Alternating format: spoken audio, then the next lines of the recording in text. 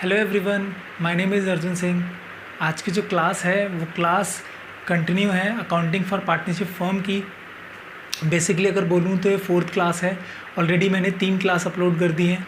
Please उन classes को देख के ही आना ताकि आप इजीली इस कॉन्सेप्ट को भी समझ सको।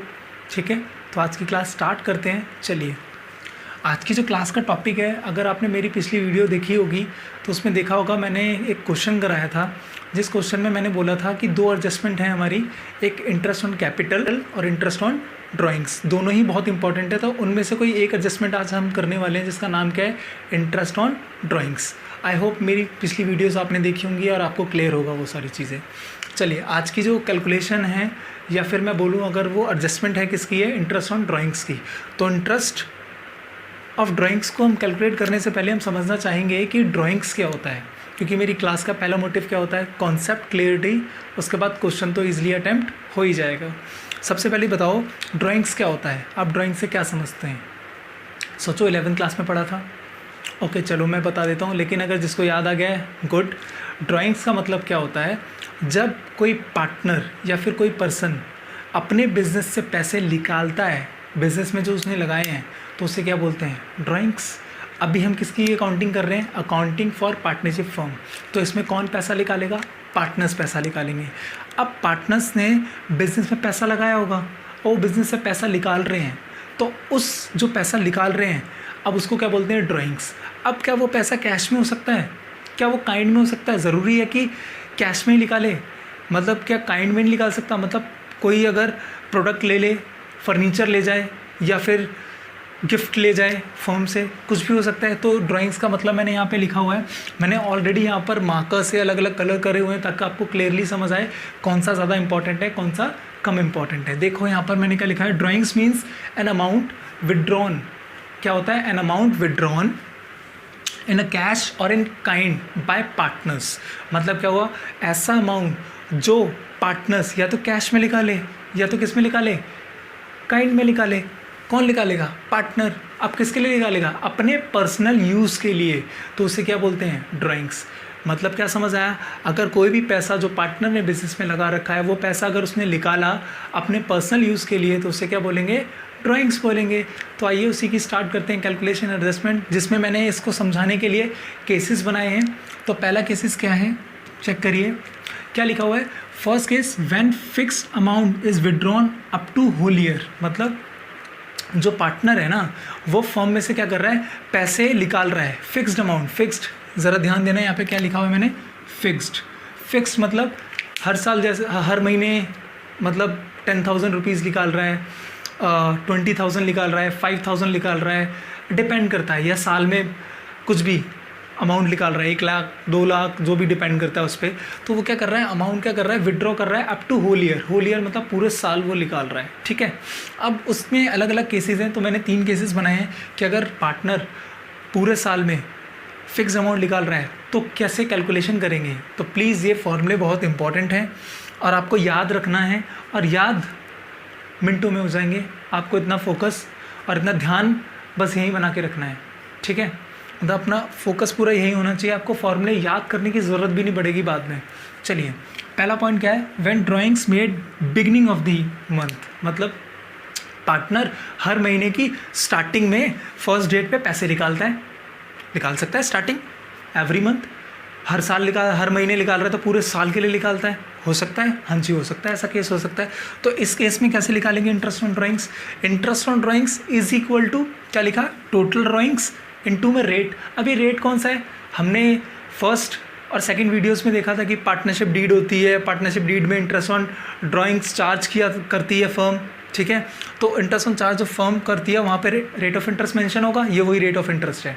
ठीक है, अगर ध्यान देना, अगर क्वेश्चन में मेंशन है कि कोई भी पार्टनरशिप डीड नहीं है तो इंटरेस्ट ऑन ड्राइंग्स नहीं चार्ज होगा। यहीं पर क्वेश्चन आपको पेपर में क्या करते हैं, धोखा दे देते हैं। बच्चे तो रट के चले जाते हैं कि क्या करते हैं, इंटरेस्ट ऑन ड्राइंग्स लिख लेगा ही लिख लेगा। टीचर पेपर में क्या करता है, आपके साथ खेल जाता है। वो क्या करता है कि इंटरेस्ट ऑन ड्राइंग्स तो लिख देगा, कैलकुलेट इंटरेस्ट ऑन ड्राइंग्स, मतलब लिखा होगा उसमें इंटरेस्ट वगैरह, और नीचे लिखा होगा there is no partnership deed in the partnership firm. तो ये सब कुछ कैलकुलेट नहीं होगा, कुछ भी नहीं। ठीक है, तो ध्यान रखना है। अब यहाँ पर आपको रेट अपॉन में 100 दिख रहा है, उसके बाद इंटू 6.5 अपॉन में 12। आपको पता है हमारे ईयर में कितने मंथ्स होते हैं, 12। और अगर आपने ड्राइंग्स कब निकाल लिया, बिगनिंग, ज़रा ध्यान देना क्वेश्चंस पे, बिगनिंग कब निकाला है, बिगनिंग, अगर बिगनिंग में होगा तो यहाँ पर मंथ कितने इंटू होंगे, 6.5। अगर लोगों को 6.5 याद नहीं हो रहा तो उसको दूसरी तरीके से लिख सकते हैं 13 अपॉन में 24। बात वही है, अगर दोनों का हाफ मतलब 2 से डिवाइड मैंने करूँगा तो 6.5 और 12 ही आएगा, 2 से मल्टीप्लाई करूँगा तो 13 अपॉन में 24 ही आएगा। समझ आया। पहला, अगर पार्टनर मंथ के स्टार्टिंग में ड्राइंग्स निकालेगा तो इंटरेस्ट ऑन कैलकुलेशन कैसा होगा, इंटरेस्ट ऑन ड्राइंग जितना निकाला है इंटू रेट इंटू में 6.5 अपॉन में 12 क्यों आया, क्योंकि साल में मंथ कितने होते हैं, 12 होते हैं। चलो अगला क्या है, when drawings are made middle of the month, मतलब क्या हुआ, वो हर साल पूरे साल में वो क्या करता है, हर महीने मिडिल ऑफ द मंथ क्या करता है, पैसे विड्रॉ करता है। अब ये मिडिल और बिगनिंग क्या होगा, क्वेश्चन में ऑलरेडी मेंशन होगा, अगर नहीं होगा तो मैं थोड़ी देर में बताऊंगा कि क्या करेंगे। अब क्या हुआ, ड्राइंग्स जो है वो मिडिल ऑफ द मंथ निकाल रहा है, मतलब मिडिल ऑफ द मंथ, महीने के बीच में। तो कैसे निकालेंगे interest on drawings, total drawings into में रेट इंटू में सबसे ईजी फॉर्मूला, नीचे कितना है 12, हाफ कितना होता है 12 का 6, या अगर सिंपल बोलूँ 6/12, याद हो गया, मतलब 6/12 निकालेंगे मिडिल ऑफ द मंथ। आपको पता ही है बिगनिंग में हमने क्या लिखा 6.5, मिडिल में कितना लिखा 6, बाकी तो सब सेम है ना, टोटल ड्राइंग्स रेट, ठीक है। अब ये आया 6.5 और नीचे क्या आया 6। अब यहाँ देखो क्या लिखा हुआ है, एंड ऑफ द मंथ। अब पार्टनर क्या कर रहा है, महीने के एंड में पैसे विड्रॉ कर रहा है, तो महीने के पैसे एंड में विड्रॉ कर रहा है तो क्या होगा, फॉर्मूला देखो सब कुछ वही है, टोटल ड्राइंग्स रेट पूरा as it is copy paste है। बस पता है क्या है, यहाँ पे कितना हुआ 5.5, 5.5, ठीक है। अब 5.5 को या तो 5.5 लिख लो, वरना क्या लिख लो 11/24, हो गया। एक बार देखो फिर मैं आपको समझाता हूँ। देखो व्हेन ड्राइंग्स अगर बिगनिंग में हुई तो क्या करेंगे, मंथ याद रखने हैं, बाकी सब में सेम है। कितना, अगर बिगनिंग में हुई तो 6.5 अपॉन में 12, अगर मिडिल में हुई तो 6/12, और अगर एंड में हुई तो 5.5 अपॉन में 12। अगर आपको याद ईजिली ट्रिक से रखना है तो क्या होगा, सबसे पहले 6.5, सब में हाफ हाफ क्या करना है डिडक्ट, फिर 6 और लास्ट में क्या बचेगा 5.5, पक्का। स्टार्टिंग हुई 6.5 से, मिडिल ऑफ द मंथ पहुँचे 6 और एंड हो गया तो कितना हो गया 5.5, हो गया याद, कोई दिक्कत ही नहीं है। अब मेन टीचर एक और चीज़ से आपको परेशान कर सकता है क्वेश्चंस में, या सीबीएसई आपको एक और चीज़ से परेशान कर सकता है आपको एग्ज़ाम के अंदर, कि पता है क्या होगा, वो आपको मंथ ही नहीं देंगे कि विड्रॉ कब कर रहे हैं ड्राइंग्स, यही प्रॉब्लम हो जाती है। अब क्या करते हैं, अब कौन सा फॉर्मूला लगाएं, स्टार्टिंग वाला, मिडिल वाला या एंड वाला। तो ध्यान देना क्या बोल रहा हूँ, अगर जब भी क्वेश्चन के अंदर, क्या बोला, जब भी क्वेश्चन के अंदर अगर ड्राइंग का ये मेंशन नहीं करा है कि वो स्टार्टिंग में विड्रॉ हो रही है, मिडिल में विड्रॉ हो रही है या फिर एंड में विड्रॉ हो रही है, तो हम क्या मानते हैं, क्या अज्यूम करते हैं, हम हमेशा अज्यूम करेंगे कि वो ड्राइंग्स क्या हो रही है, मिडिल ऑफ दी मंथ निकल रही है। सिंपल क्या करेंगे 6/12। क्लियर, आई होप आपको क्लियर होगा। अगर किसी को भी डाउट है प्लीज़ मेरे को कमेंट कर सकता है, और प्लीज़ जितना भी हो वीडियोज़ को शेयर करो, लाइक करो, ठीक है। आए तो हमने क्या करा, ये फॉर्मूले याद कर लिए, याद भी नहीं करे, बहुत इजी है, याद करने की ज़रूरत भी नहीं है। तो चलो अगर मैं बोलूँ इंटरेस्ट ऑन ड्राइंग्स कैसे निकलता है, बस आपको मंथ पे फोकस रखना है, बाकी सब में सेम है। टोटल ड्राइंग्स कितना अमाउंट उसने विड्रॉ किया, अगर सपोज़ करो वो हर मंथ 10,000 रुपये निकालता है तो साल में कितने महीने होते हैं 12, तो 10,000 इंटू 12 कितना हो गया 1,20,000 रुपीज़ निकाला, इंटू सपोज करो रेट ऑफ इंटरेस्ट क्वेश्चन के अंदर गिवन है 10%, तो 1,20,000 इंटू 10%, 10/100 इंटू, अब बिगनिंग में लिखा हुआ है तो 6.5 अपॉन में 12, अगर मिडिल में है तो 6/12, और अगर एंड में है तो 5.5 अपॉन में 12। ओके, समझ आया। आई होप आप लोगों को ये क्लियर होगा, बहुत ईजी है, मैंने बहुत ईजी तरीके से प्रेजेंट कर रहा हूँ इस चीज़ को, ठीक है। ये कब होगा, जब ड्राइंग्स क्या होगी, whole of the year withdraw होगी, ठीक है। इस पे ज़रा ध्यान देना, withdraw up to whole year. अब इसी से मिलता जुलता इसका छोटा भाई, वो क्या बोलता है, भाई मैं पूरे साल पैसे नहीं निकालूंगा, मैं क्या करूँगा, मैं 6 मंथ में पैसे निकालूंगा, बस 6 मंथ तक, मेरे को पूरे साल नहीं निकालना। तो अब अगर वो 6 मंथ तक निकालेगा तो क्या होगा, सिंपल, अगर एक पार्टनर है वो 6 मंथ तक ही निकाल रहा है पैसे तो क्या होगा, क्या फॉर्मूला ये लगेंगे, नहीं ये नहीं लगेंगे, बस थोड़ा सा चेंज है, बाकी सारा सेम है। मतलब क्या, आपको बस पहला फॉर्मूला याद रखना है कि अप टू होल ईयर क्या है, बाकी सब तो यूँ चुटकियों में याद हो जाएगा। ठीक है, अब देखो इसमें भी अमाउंट कब हो रहा है, 6 मंथ में हो रहा है। सेम बिगनिंग में यहाँ पे ड्राइंग्स था, यहाँ पे भी टोटल ड्राइंग्स है। मैंने टोटल ड्राइंग्स को यहाँ पे TD लिख दिया है। ठीक है, क्या लिख दिया है, TD, शॉर्ट फॉर्म यूज़ कर दिया मैंने, TD। अब देखो TD भी सेम है, रेट भी सेम है, बस मंथ का फ़र्क पड़ गया। मंथ यहाँ पे कितना था, 6.5, यहाँ पे क्या है 3.5।